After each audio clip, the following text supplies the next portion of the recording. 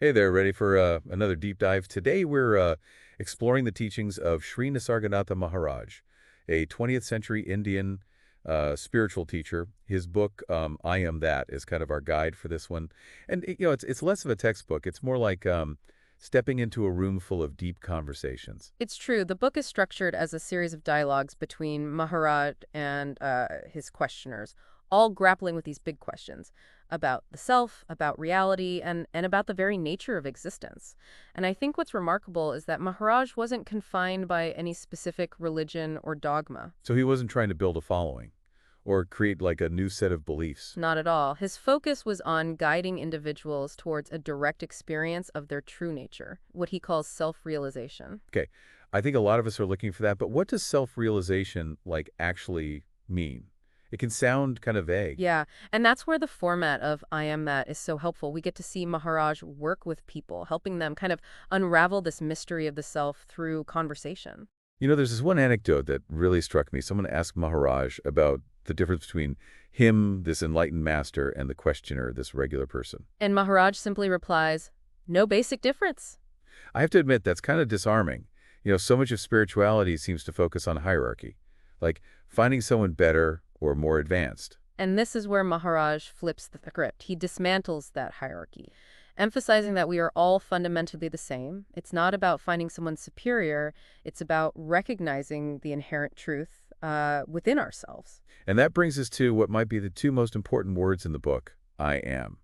Maharaj points people back to this simple feeling, this awareness of being, as the starting point for self-discovery. Right. He wants us to go beyond the constant chatter of the mind and connect with that pure sense of I am, because that, he suggests, is our true nature. Okay, so it's not about intellectual understanding or, rituals or anything like that. Not at all. It's about direct experience. Maharaj encourages us to deeply contemplate this feeling of I am. So, okay, I'm trying to grasp this.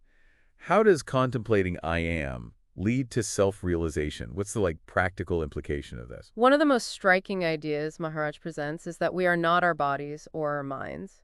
He uses this analogy of a room. We can choose not to reside in the room of the body and mind constantly. That's a helpful image. I think we all get stuck in our heads sometimes, completely identify with our thoughts and our feelings. Maharaj even states, I was not, am not, shall not be a body. He presents this not as a belief, but as a fact, a truth to be realized. Wow. When you put it that way, it really challenges our usual way of thinking. I mean, how many of us really question our identification with our physical form? Yeah, it's a deeply ingrained assumption, isn't it? But Maharaj invites us to investigate this assumption, to see if it, holds up to scrutiny. He's asking us, if you're not your body, then what are you? And that leads us to another big idea in the book, right? The world is a projection of our own psyche.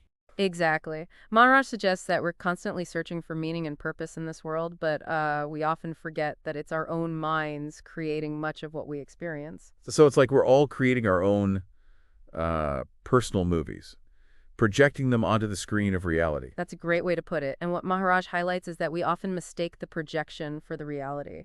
He even uses this analogy, you are like a man who says, I need a place where to keep my things, but of what use is space to me. So we focus on the kind of contents of our experience, the thoughts, the emotions, the things we're chasing, but forget about the space in which it's all happening. Precisely. The space is the supreme reality, the ground of being.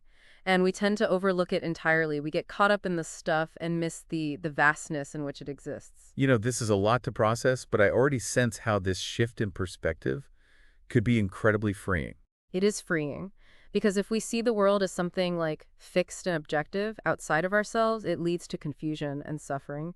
Maharaj is pointing to the power of our own minds in shaping our reality. So what you're saying is our thoughts and perceptions are actually shaping our experience of the world. Think about it. How often do you see the world through the lens of your, current mood or beliefs? We're not just passive observers. We're active participants in creating our reality. Okay, now that's both empowering and a little scary. If we're creating so much of what we experience, where does that leave us with things like desire and fear? Those feel pretty fundamental to the human experience. Maharaj has some profound things to say about that, which we'll explore right after. So, before we were talking about how we actively shape our reality through our thoughts and perceptions. I'm wondering if that's the case. Where do things like desire and fear, where do they fit in? It feels like they have such a strong hold on us. Yeah, desire and fear are central to Maharaj's teachings, and he suggests that suffering stems directly from them. He emphasizes that these negative emotions, they're rooted in the illusion of being separate from our true nature, this I am we've been discussing. So he's not saying that we shouldn't have desires or experience fear, but rather that our attachment to them is what causes suffering. Exactly. Maharaj uses this powerful analogy of a patient under anesthesia, unable to claim credit for the surgery performed on them.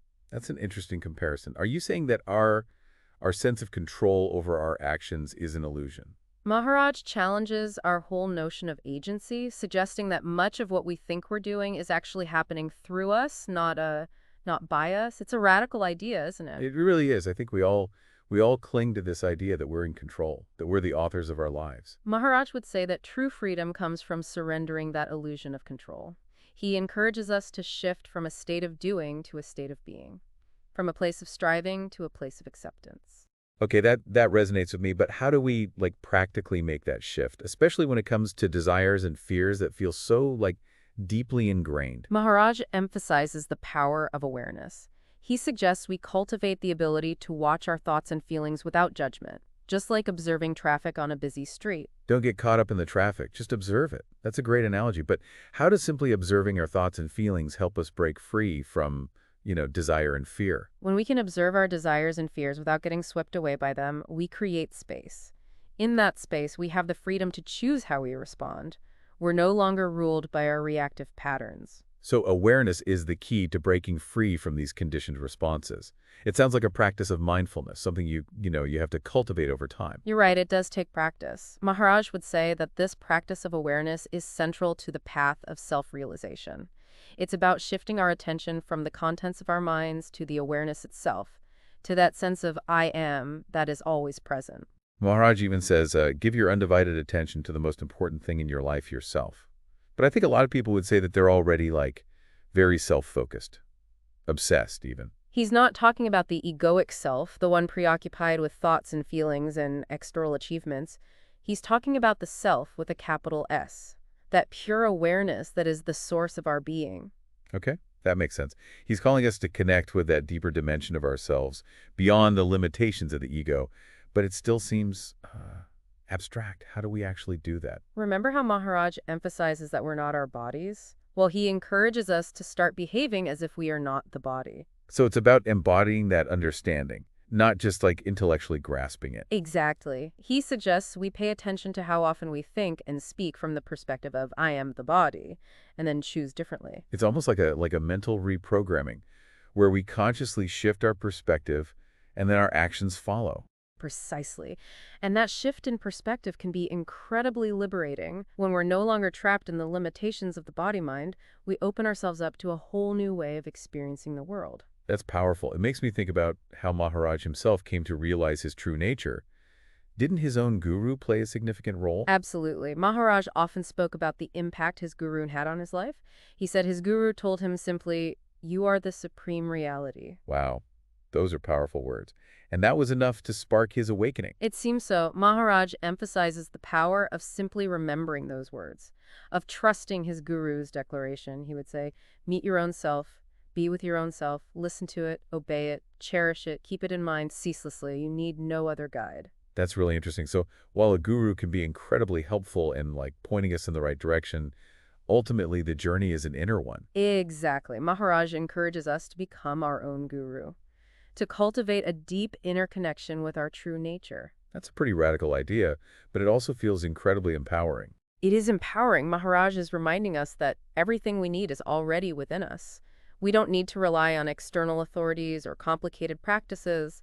The path to liberation is available to everyone. So how do we tap into that inner wisdom? Where do we even begin? Remember how Maharaj emphasizes the importance of questioning our assumptions. He encourages us to be skeptical, even of our own spiritual experiences. Don't just blindly accept what you hear or experience, question it. Exactly. He challenges us to go beyond intellectual understanding to direct experience. It's about living from the perspective of our true being, not just thinking about it. It's about embodying that wisdom. You got it. And, that leads us to another interesting aspect of Maharaj's teachings, his perspective on the death. Ready to explore that after? We've been unpacking some profound concepts from Nisargadatta Maharaj, like the idea that we're not our bodies, that the world is a projection of our psyche, and that awareness is key to breaking free from suffering. Now we're going to dive into Maharaj's perspective on death. It's a big one.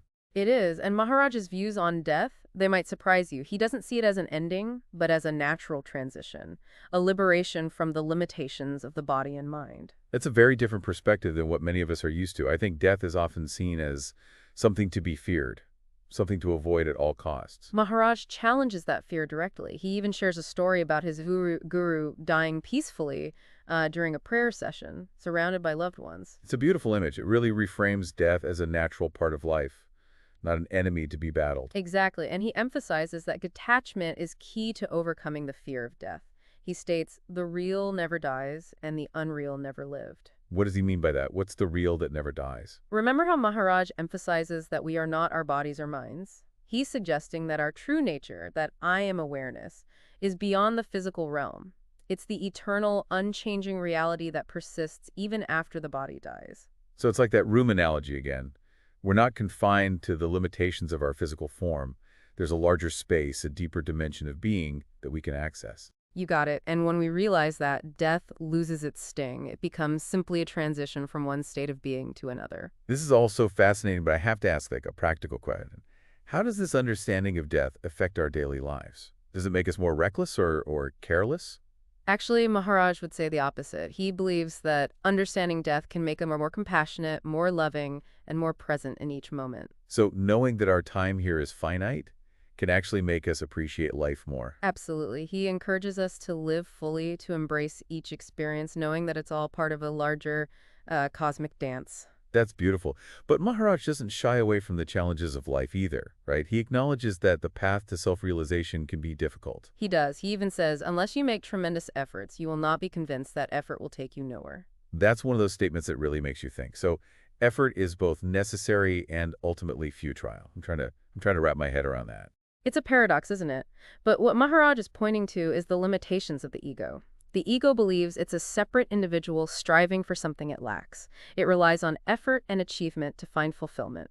So true realization doesn't come from pushing and striving, but from surrender. Exactly. It's about letting go of our attachments, our desires, our fears, and resting in the awareness of I am. That's where true peace and freedom are found. It's a powerful message. But I think for many of us, surrender feels incredibly difficult. We're so conditioned to fight, to strive, to control. Maharaj acknowledges that. He reminds us that change can't be forced. It must come from within. He even says, the world problems were created by numberless people like you, each full of his own desires and fears. Who can free you of your past, personal, and social, except yourself? So before we try to change the world, we need to start with ourselves. That's what Maharaj suggests. He encourages us to see the urgent need to free ourselves from cravings born of illusion. He says, how can you truly help as long as you need help yourself? It's a powerful call to inner transformation. He's saying that true change in the world starts with each individual. And he reminds us that we're not alone on this journey. He assures us that the guru will come to our rescue. But what if we don't have a physical guru in our lives? What did he mean by that? Maharaj believed that the ultimate guru is within us. It's our own true nature, that I am awareness guiding us toward liberation. He's saying trust that inner wisdom, that guiding force that's always with you. This has been such a rich and thought-provoking exploration of Maharaj's teachings. I'm feeling a bit overwhelmed with all the insights, but in a good way. I know what you mean. It's a lot to take in, but I think the key is to approach it with a sense of curiosity and openness. So where do we go from here? What's one thing you'd like to leave our listeners with to ponder? I think Maharaj would encourage us to simply remember the I am. He says living is life's only purpose, so let's live fully, consciously, and in alignment with our true nature. That's beautiful. Thank you for joining us on this deep dive into the teachings of Sri Nisargadatta Maharaj. We hope you found it insightful and inspiring. Until next time, keep seeking, keep questioning, and keep those hearts open to the wonders of existence. 505.